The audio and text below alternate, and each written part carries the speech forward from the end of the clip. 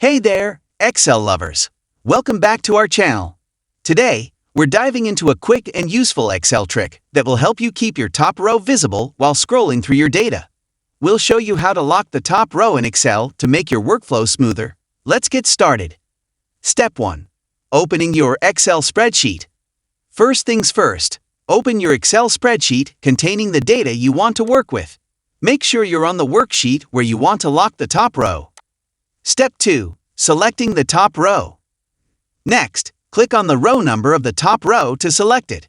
You'll see the entire row highlighted. Step 3. Freezing the top row.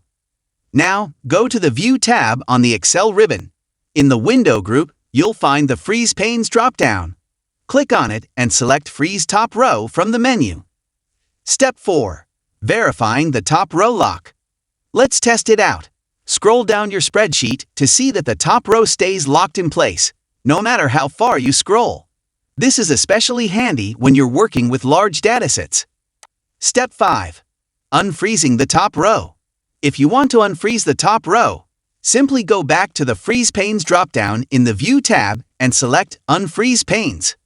This will release the top row, allowing it to scroll along with the rest of your data. And there you have it, folks. Locking the top row in Excel is a fantastic way to keep your column headers visible as you navigate through your spreadsheets.